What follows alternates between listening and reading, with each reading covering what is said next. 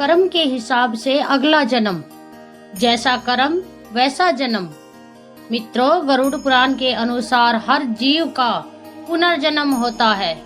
भगवान श्री कृष्ण ने गरुड़ पुराण में बताया है, मृत्यु के बाद मनुष्य को कौन सा जन्म मिलता, यह उसके कर्म पूर्व जन्म के कर्मों पर निर्भर करता है। मित्रों, अगले और पिछले जन्म के बारे में जानने की उत्सुकता अधिकांश लोगों में होती है। अगले जन्म को लेकर लोगों के मन में जिज्ञासा होती है कि वे मनुष्य बनेंगे या पशु या फिर कीड़े मकोड़े बनेंगे। और यहीं पर कई लोगों के मन में यह भी सवाल आता है कि महिला के रूप में जन्म लेंगे या पुरुष के रूप में। हिंदू धर्म में ऐसा उल्लेख मिलता है कि जो इंसान जन्म लेता है उसकी मृत्यु अवश्य होती है, परंतु क्या आप जानते हैं कि मनुष्य मरने के बाद कौन सी योनि में जन्म लेता है? गरुड़ पुराण हिंदू धर्म के महापुराण में से एक है। इसमें जन्म, मृत्यु और मृत्यु के बाद की घटनाओं का विस्तार पूर्वक वर्णन मिलता है। इस पुराण में ऐसी कई बातें बताई गई है जिन्हें अपनाने से व्यक्ति अपने जीवन की स्थिति सुधार सकता है। इन महापुराण में गरुड़ पुराण बहुत महत्वपूर्ण है, जो कि सनातन धर्म में किसी व्यक्ति की मृत्यु के बाद पढ़ा जाता है। गरुड़ पुराण में भगवान विष्णु और गरुड़ देव के बीच बातचीत को बताया गया है। साथ ही इसमें व्यक्ति के चरित्र के बारे में भी बताया गया है कि ईश्वर की दृष्टि में जो अच्छे कर्म होते हैं उसे पुण्य कहा जाता है और जो बुरे कर्म होते हैं उन्हें पाप कहा जाता है। गरुड़ पुराण में और कठोपनिषद में इस बात का उल्लेख मिलता है कि मनुष्य धरती पर जो कुछ भी पाप करता है उन सभी पापों की अलग अलग सजा बारी बारी से मिलती है। गरुड़ पुराण के अनुसार जो व्यक्ति अच्छे कर्म करता है उसे स्वर्ग में जगह मिलती है, वही बुरे कर्म करने पर उसे नरक में जाना पड़ता है। आज हम आपको इसी के बारे में बताने जा रहे हैं। मित्रों, चलिए हम सभी इस बात को भगवान श्री कृष्ण की एक महान कथा के माध्यम से जानते हैं। एक बार की बात है जब भगवान श्री कृष्ण के पास गरुड़ देव आकाश मार्ग से आते हैं। गरुड़ देव भगवान श्री कृष्ण के पास पहुंचकर उन्हें प्रणाम करते हैं और भगवान श्री कृष्ण से कहते हैं, हे प्रभु, आज मेरे मन में एक शंका निर्माण कर रही है, कृपा आप मेरी इस शंका का निवारण कीजिए। मैं अपनी इस शंका को लेकर बहुत परेशान हूँ। तब भगवान श्री कृष्ण कहते हैं, हे गरुड़ देव, तुम्हारे मन में जो भी शंका हो, कृपा तुम निसंकोच होकर वह शंका हमसे पूछो। तुम्हारी हर शंका का निवारण करना मेरा कर्तव्य है। मैं अवश्य ही आपकी शंका का निवारण करूंगा। तब गरुड़ देव बड़ी ही प्रसन्नता से पूछने लगते हैं, हे प्रभु, मुझे इस विषय के बारे में बताइए कि मनुष्य को क्या कर्मों के हिसाब से ही अगला जन्म मिलता है, और अगर ऐसा है तो मनुष्य को कैसा कर्म करना चाहिए। इसके साथ ही साथ मेरा यह प्रश्न भी है, क्या पति के साथ भोजन करने वाली स्त्री को कौन सा पाप लगता है? क्या पति के साथ में भोजन करना उचित होता है? शास्त्र इस विषय में क्या कहते हैं? हे प्रभु, ऐसा वह कौन सा पाप है जिसे करने से स्त्री नरकगामी बन जाती है? कृपा आप मेरी इस शंका का समाधान कीजिए। अब गरुड़ देव की बात को सुनने के बाद भगवान श्री कृष्ण मुस्कुराते हुए कहते हैं, हे गरुड़ देव, आज तुमने समस्त मानव जाति के कल्याण के उद्देश्य से बहुत ही महत्वपूर्ण प्रश्न किया है। हे गरुड़, तुमने जो प्रश्न किया है तुमको इसका समाधान मैं अवश्य बताऊंगा, लेकिन तुमको इसका समाधान देवी सुदेवा की कथा सुनने से प्राप्त होगा। हे गरुड़ देव, आज मैं तुम्हें रानी सुदेवा की कथा सुनाता हूँ, जिससे तुम्हारी सभी शंकाओं का समाधान इस प्राचीन कथा में से है। इस कथा में तुम्हें तुम्हारे सभी प्रश्नों के उत्तर मिल जाएंगे, इसलिए इस कथा को ध्यान पूर्वक सुनो। हे गरुड़ देव, जो मनुष्य इस कथा को ध्यान पूर्वक सुनता है और इसका प्रचार करता है, वह सौभाग्यशाली बनता है। उसे कभी नरक की प्राप्ति नहीं होती। अब भगवान श्री कृष्ण से गरुड़ देव कहते हैं, हे प्रभु, मैं इस कथा को अवश्य ध्यान पूर्वक पूरा सुनूंगा। कृपा आप इस कथा को मुझसे कहिए। अब भगवान श्री कृष्ण कथा को सुनाना आरंभ करते हैं और कहते हैं, हे गरुड़ देव, फिर सुनो। प्राचीन काल की बात है। कौशल देव में महाराज इवाकू राज्य करते थे। वे धर्म का पालन करने वाले गुणवान, चरित्रवान और अत्यंत कुश सम्राट थे। उनका विवाह काशी नरेश की पुत्री सुदेवा के साथ हुआ था। सुदेवा सत्य का व्रत पालन करने में तत्पर, गुणवान, चरित्रवान तथा एक महान पतिव्रता स्त्री थी। महाराज इवाक पुण्य आत्मा थे। उन्होंने अनेक यज्ञ तथा अनेक पुण्य के कार्य किए थे। उन्होंने देवालय बनवाए और अनेकों पोखरे खुदवा, अनेक वाटिका बनवाई तथा वे साधु संतों की रक्षा में सदैव ही तत्पर रहते थे। महाराज इवाकू के नगर के समीप एक घना जंगल था। उस जंगल में एक सुअर अपनी पत्नी और पुत्रों के साथ में उस जंगल में रहता था। वह सुअर बड़ा ही विशाल काय और भयंकर आकार वाला था, जिससे सभी मनुष्य भयभीत रहते थे। उस सुअर के भय से मनुष्य उस वन के मार्ग से जाने से डरने लगे। फिर जब यह बात महाराज इवाक को पता चली, तो उन्होंने उस सुअर का शिकार करने का सोचा। और फिर एक दिन महाराज अपनी पत्नी सुदेवा तथा अनेक सैनिकों और कुत्तों को लेकर उस वन में उस सुअर का शिकार करने के लिए चले गए। वाकू बड़े ही पराक्रमी थे। उन्होंने अनेक विशालकाय शेरों का तथा राक्षसों का वध किया था।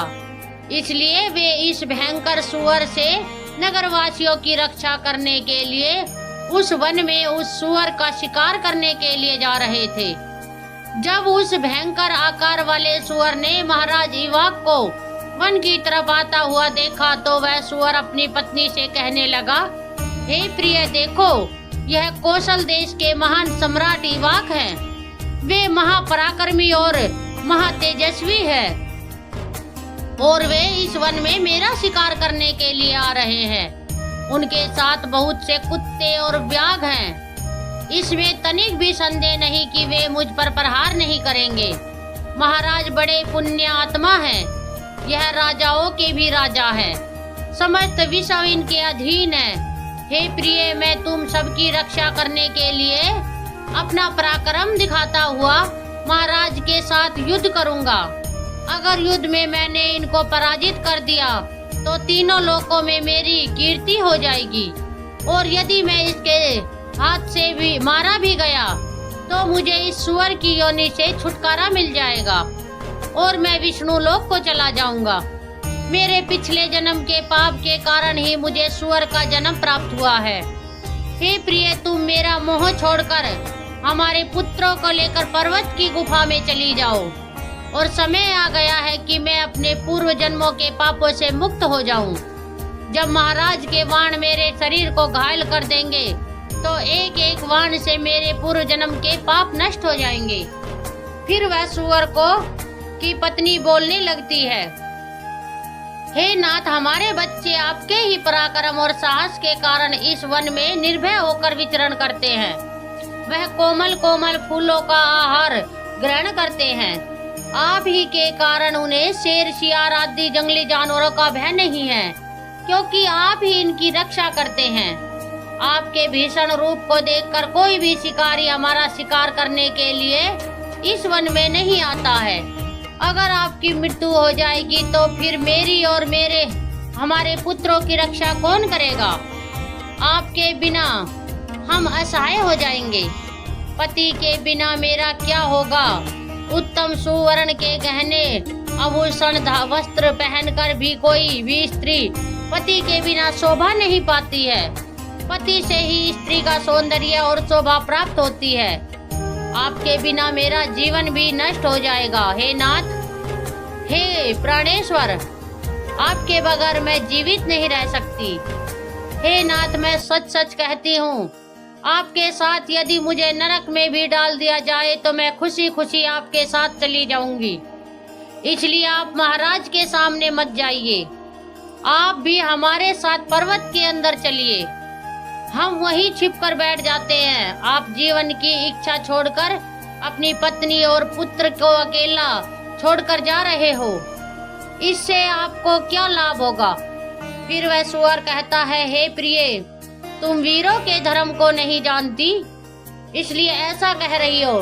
यदि शत्रु वीरों को युद्ध के लिए ललकारता है तो वीर पुरुष को लोभ और भय से कायर की भांति ऐसे छिपकर नहीं भागना चाहिए।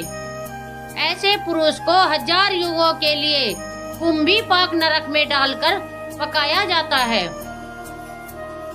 वीर पुरुष अगर शत्रु का सामना करता है और लड़ते हुए वीर गति को प्राप्त होता है तो उस मृत्यु के बाद दिव्य लोक की प्राप्ति होती है। आज महाराज इवाक्यू हमारे पास युद्ध करने के लिए आए हैं।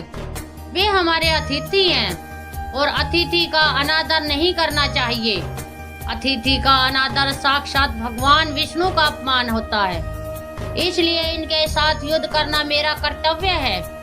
फिर वह सुअर की इतनी बात सुनने के बाद उसकी पत्नी कहती है, हे प्राणनाथ, ठीक है, यदि आप महाराज के साथ युद्ध करना चाहते हैं तो मैं भी आपके साथ रहकर उसका पराक्रम देखूंगी, आपका पराक्रम दिखाऊंगी।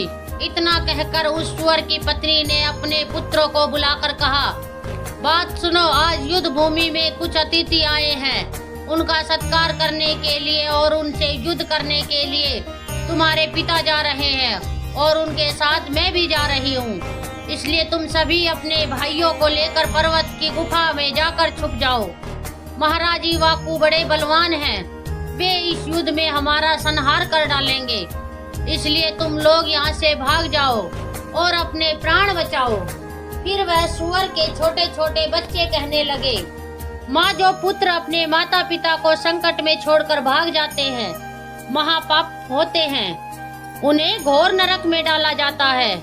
जो निर्दय पुत्र अपनी माँ का दूध पीकर उसे दुख में छोड़कर भाग जाता है, जो पुत्र अपने बाप को सब विपत्ति में देखकर छोड़कर चला जाता है, वह कीड़ों से भरे हुए दुर्गंध युक्त नरक में गिरता है। इसलिए हे माँ, हम लोग आपको छोड़कर नहीं जाएंगे। फिर वह सुअर, उसकी पत्नी और उसके बच्चे सभी युद्ध के लिए तैयार हो जाते हैं और युद्ध भूमि की ओर निकल पड़ते हैं। सभी छोटे छोटे से अपने पिता और माता के चारों ओर से रक्षा करने लगते हैं। उधर महाराज इवाक अपनी सेना के साथ उस स्थान पर आ जाते हैं और अपने सामने खड़े सुअरों को देखकर बड़े बड़े शूरवीर योद्धाओं को सुअरों का शिकार करने के लिए आगे भेजते हैं। वे सभी बलवान शूरवीर योद्धा हाथ में तलवार और भाले लेकर सुअरों पर आक्रमण करने लगते हैं। फिर सुअरों और राजा के सैनिकों के बीच भीषण युद्ध होता है।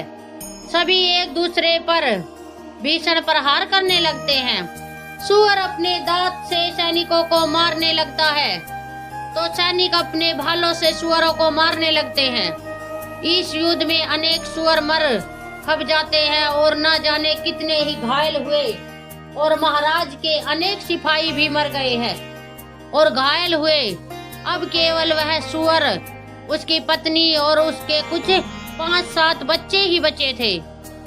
अपने सभी पुत्रों को मरा हुआ देखकर सुअर की पत्नी भयभीत हो गई और अपने पति से कहने लगी, हे नाथ, मुझे और इन बालकों को लेकर यहाँ से चलो, नहीं तो हमारा वंश नष्ट हो जाएगा। कृपा हम सभी अपने प्राण यहाँ बचाकर भाग चलते हैं, नहीं तो महाराज हम सभी को मार डालेंगे। फिर सुअर कहने लगता है, हे प्रिय, 2 शेरों के बीच में एक सुअर पानी पी सकता है, लेकिन 2 सुअरों के बीच में एक शेर पानी नहीं पी सकता।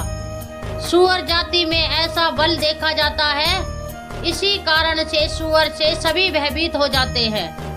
अगर इस समय मैं मृत्यु के भय से भाग जाऊंगा तो मेरे सुअर जाति की प्रसिद्धि नष्ट हो जाएगी।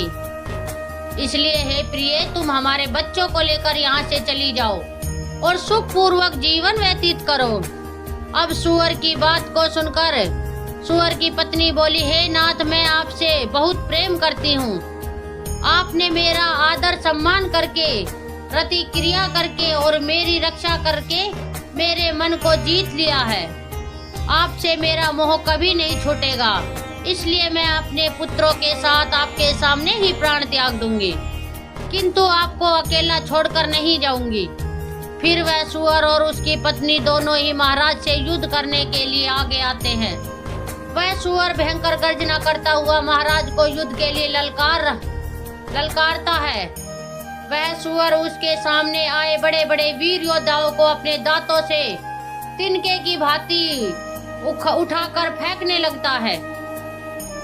अपने सैनिकों को मरता हुआ देखकर महाराज को क्रोध आ जाता है और वे अपना धनुष की प्रत्यांचा चढ़ाकर उस सूअर पर बड़े वेग से आक्रमण करते हैं। महाराज का एक बाण तीव्र गति से जाकर उस सूअर के शरीर में घुस जाता है और वह सूअर जमीन पर गिर जाता है। फिर महाराज उस पर प्रहार करते हैं और सूअर को मार डालते हैं। सूअर को मरते ही उसके प्राण निकलते हैं और विष्णु लोक को चले जाते हैं। फिर महाराज के सैनिक अपने हाथ में भाले लेकर उस सूअर की पत्नी को मारने के लिए उसकी ओर जाने लगते हैं। सूअर की पत्नी अपने बच्चों के सामने खड़ी हो जाती है और बच्चों से कहती है कि बच्चे, मैं जब तक यहाँ खड़ी हूँ, तुम यहाँ से भाग जाओ। सूअर का बड़ा बेटा बोलता है, हे माता, हम अपने प्राणों के भय से आपको मरने के लिए छोड़कर कैसे भाग जाऊं? अगर मैं ऐसा करूंगा तो मुझ पर धिक्कार है। मैं युद्ध में शत्रु को परास्त करूंगा और अपने पुत्रों को लेकर यहाँ से चली जाओ। तुम अपने पुत्रों को यहाँ से लेकर चली जाओ। फिर वह सूअर की पत्नी बोली, हे मेरे पुत्र, मैं महापाप नहीं तुझे अकेला छोड़कर कैसे चली जाऊं? इतने में ही राजा के सैनिक उस सूअरों के पास आते हैं और उन पर प्रहार करने लगते हैं। सूअर का बड़ा बेटा भयंकर युद्ध करता है और अनेक सैनिकों को मार गिराता है। तब महाराज आगे आकर उस सूअर के बड़े बेटे को भी मार डालते हैं। अपने पुत्र को मरा हुआ देखकर सूअर की पत्नी बहुत क्रोधित हो जाती है और भीषण प्रहार करने लगती है। उसने भी अनेक सैनिकों को मार डाला। इस घटना को महारानी सुदेवा देख रही थी। तब वह महाराज से कहती है, हे महाराज, उस सूअर की पत्नी आपके सैनिकों को मार रही है। आप आगे बढ़कर उसका वध क्यों नहीं करते? महाराज, इसका वध कर दो। तब महाराज कहते हैं, प्रिय, यह एक स्त्री है। मेरा यह वचन है कि मैं स्त्री का वध नहीं करूंगा। स्त्री का वध करने से महापाप लगता है। इसलिए मैं उस सूअर की पत्नी को ना खुद मार रहा हूँ और ना ही किसी को उसे मारने के लिए भेज रहा हूँ। मुझे स्त्री का वध करने में बड़ा भय लगता है। इतना कहकर महाराज चुप हो गए और महाराज की सेना में भार्गव नाम का एक बलवान सिपाही था।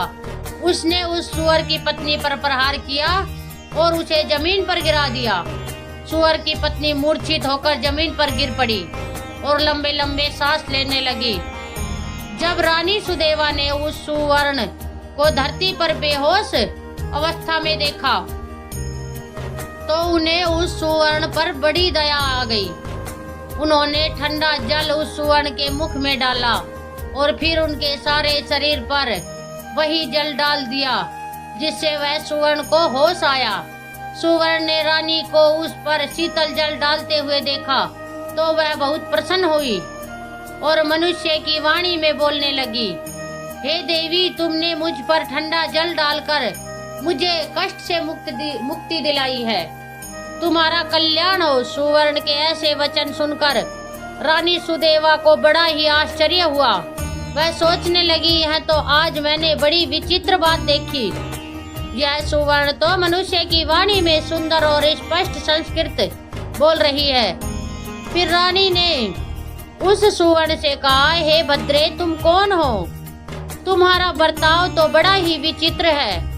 तुम पशु होकर भी तुम मनुष्य की वाणी में कैसे बोल रही हो? तुम मुझे तुम्हारे पूर्व जन्म का वृतांत सुनाओ। किस कारण से तुम सुवर्ण बनी हो?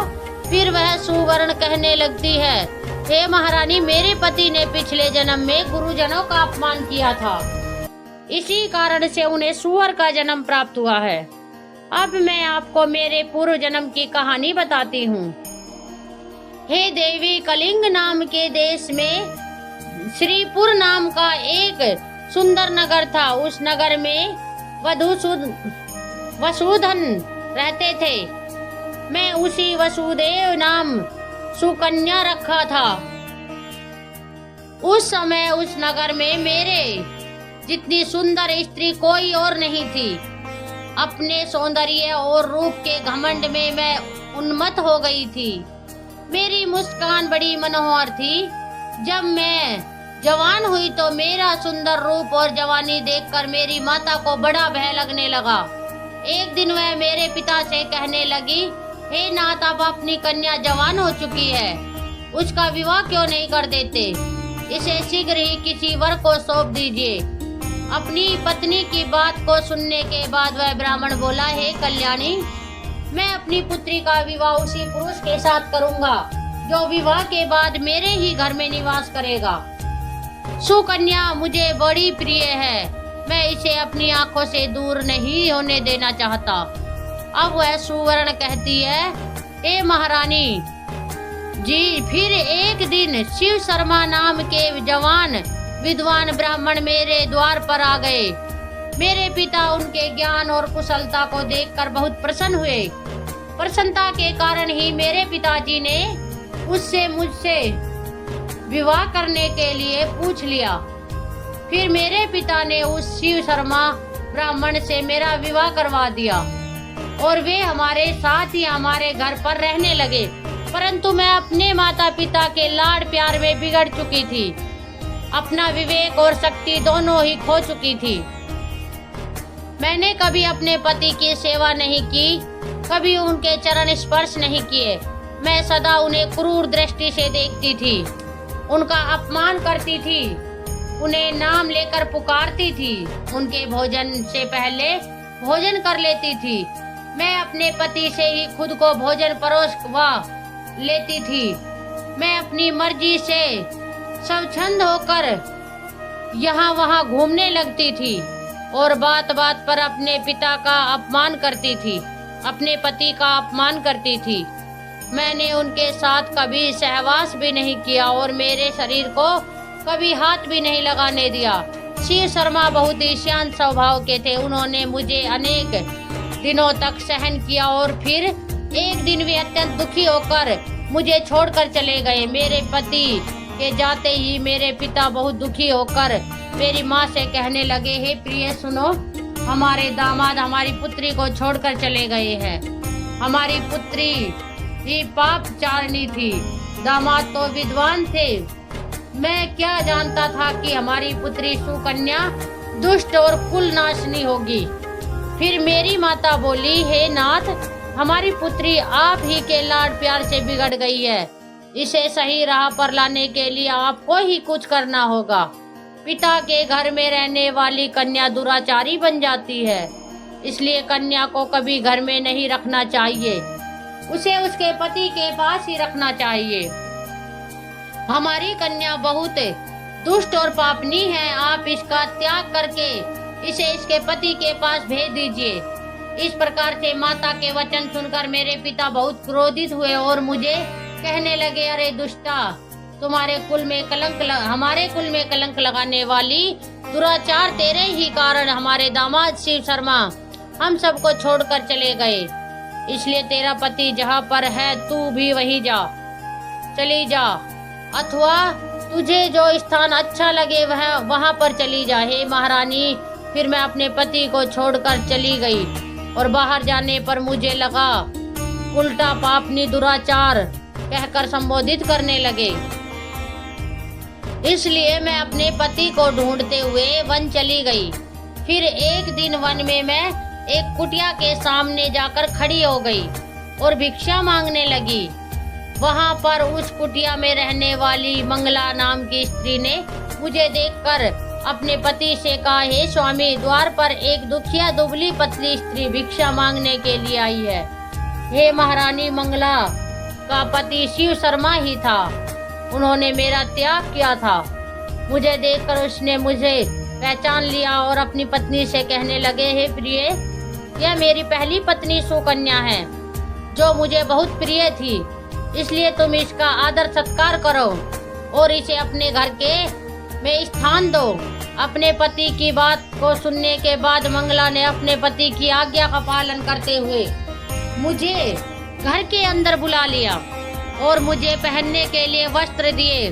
फिर एक दिन मैं बैठकर मंगला के अच्छे स्वभाव का और मेरे दुष्ट स्वभाव का विचार करने लगी और मुझे बड़ा दुख होने लगा। अधिक चिंता करने के कारण मेरा हृदय फट गया और उसी क्षण मेरी मृत्यु हो गई। फिर यम के 2 दूत उस स्थान पर आ गए और मुझे उठाकर यमलोक ले गए। वहां पर यमराज ने मेरा लेखा जोखा देखा और अपने दूतों से कहा, हे दूतों, इस पापनी स्त्री ने अपने पति का बहुत अपमान किया है। यह पति से पहले ही भोजन कर लेती थी, अपने पति का नाम से बुलाती थी, उससे घर के काम करवाती थी, इसलिए इस पापी स्त्री को ले जाकर नरक में डाल दो। फिर यमदूत मुझे नरक में ले गए और उन्होंने मुझे जलते हुए अंगारों में डाल दिया। लोहे के जलते हुए पुरुष बनाकर मुझे उन्हें आलिंगन दिलवाया। वहां नरक में मुझे अनेक वर्षों तक कष्ट भोगने पड़े। फिर नरक की सजा भुगतने के बाद यमराज ने मुझे सुवर्ण के जन्म में डाल दिया। हे महारानी, इस प्रकार से मैंने आपको मेरे पूर्व जन्म का वृतांत मैंने आपको सुना दिया है। कृपा अब मुझे इस जन्म से मुक्ति दिला दो। आपने अपने पति की बहुत सेवा की है, इसलिए मुझे आपका थोड़ा सा पुण्य प्रदान करो। फिर रानी सुदेवा महाराज के पास चली जाती है और उनसे कहती है, हे स्वामी, अब मैं क्या करूं? आप जो आज्ञा देंगे मैं वही करूंगी। महाराज इवाकू कहते हैं, हे प्रिय, यह बेचारी बहुत दिनों से बहुत ही दुखी भोग चुकी है, अब तुम अपने पुण्य से इसका उद्धार करो। महाराज की आज्ञा लेकर रानी सुदेवा ने सुवर्ण से कहा, हे देवी, मैं अपने 1 वर्ष का पुण्य तुम्हें प्रदान करती हूँ। रानी के इतना कहते ही उस सुदेवा के प्राण चले गए और उसके शरीर से एक दिव्य स्त्री प्रकट हुई और फिर वह महारानी और महाराज को नमस्कार करके विष्णु लोक को जाने लगी। अब भगवान श्री कृष्ण कहते हैं, हे गरुड़ देव, अब तो आपको पता चल ही गया होगा कि मनुष्य जैसा कर्म करता है वैसा ही भरता है। हे गरुड़ देव, गधे, कुत्ते, बिल्ली, सांप, बंदर, गिरगिट, बकरा, भेड़िया, गाय, कछुआ, कीड़े मकोड़े, कोई पशु पक्षी, पेड़ पौधे, स्त्री में जन्म इत्यादि में जिसका भी जन्म होता है वह पापी मनुष्य होता है, जिसे दूसरे जन्म में उसे ऐसा बनाया गया है। कई बार जब बालक का जन्म होता है तो उसमें कई प्रकार का दोष होता है। कई बालक किन्नर पैदा हो जाते हैं और फिर ऐसे पैदा होते हैं जिनको कोई शारीरिक दोष होता है, जैसे कोई जन्म से ही विकलांग पैदा होता है या जन्म से ही देखने में असामर्थ्य होता है। ऐसा भी होता है कई बच्चे को जन्म से ही मलमूत्र का द्वार नहीं होता है, या सब कुछ उसके पिछले जन्म के कर्मों के आधार पर कष्ट भोगना तय होता है। इसलिए शारीरिक असमर्थता पैदा होने के साथ ही आती है। जब तक शिशु माँ की कोख में रहता है तब तक उसे पिछले जन्म का सब कुछ याद रहता है। उसे यह भी स्मरण होता है कि पिछले जन्म में क्या क्या कर्म किए और दुखी होकर वह जीव ईश्वर से यही प्रार्थना करता है कि इस जन्म में वह सत्कर्म करेगा और भगवान का नाम जपते हुए शिशु माता के गर्भ से निकलकर इस पृथ्वी लोक में जब आता है तब ईश्वर के द्वारा उसकी स्मृति खत्म कर दी जाती है। मतलब उसके दिमाग से पिछले जन्म की बातें भुला दिया जाता है और वह जीव फिर से मोहमाया में कुछ ऐसा उलझ जाता है कि परमात्मा के लिए उसके पास समय ही नहीं बचता है। हे गरुड़ देव, अब मैं आपको बताता हूँ कि किस पाप के कारण कौन सा जन्म मिलता है। पहला, कछुए का जन्म। माता पिता को कष्ट पहुँचाने वाली संतान या भाई बहन को प्रताड़ित करने वाले मनुष्य को कछुए की योनि में जन्म मिलता है। जन्म पुरुष का हो या स्त्री का, आत्मा को उस शरीर के अनुरूप अपने व्यवहार में अपना कर्म करना होता है। शरीर के जरिए कर्म करके ही एक आत्मा अपने जन्म के उद्देश्य को सामर्थ्य भी बना सकती है और निरर्थक भी अच्छे कर्म करके ही आत्मा मुक्ति का मार्ग की ओर अग्रसर हो सकती है और बुरे कर्म करके अपनी स्थिति को भविष्य में बदतर बना सकती है। यदि कोई पुरुष महिलाओं वाला आचरण करता है, स्वभाव में महिलाओं वाली आदत ले लेता है, तो ऐसे पुरुष को अगले जन्म में स्त्री का रूप मिलता है। बंदर की योनि में जन्म जो अपने मालिक का विश्वसनीय होकर अपने मालिक का विश्वास तोड़ देता है, तो उसका सामान्य जीवन कुल 20 वर्ष का ही होता है। जो व्यक्ति लूटपाट करता है, जानवरों को सताता है, उसका शिकार करके अपने परिवार का पालन पोषण करता है, उसे अगले जन्म में किसी कसाई के हाथों से मृत्यु की प्राप्ति होती है। यदि मृत्यु के साथ समय व्यक्ति भगवान का नाम ले लेता है तो भगवान उसकी मुक्ति का मार्ग खोल देते हैं। अगला है गधे का जन्म। कौन भोगता है? अब यहाँ आता है कर्म फल सिद्धांत।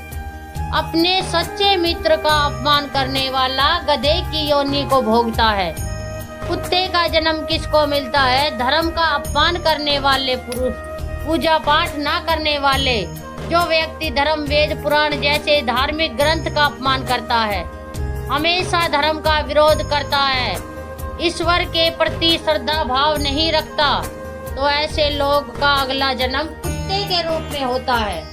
कीड़े मकोड़े की योनि दूसरों की निंदा करने वाला, बुरा बर्ताव करने वाला कीड़े मकोड़े की योनि के रूप में जन्म लेता है। यह एक ऐसी योनि है जिसमें आप कितने भी प्रतिभाशाली हो, अपने कितना भी हुनर क्यों ना हो, आपको सम्मान कभी नहीं मिलता। जो व्यक्ति किसी चीज की चोरी करता है वह तोता बनता है। वही सुगंधित पदार्थ की चोरी करने वाला व्यक्ति छछूंदर के रूप में जन्म लेता है।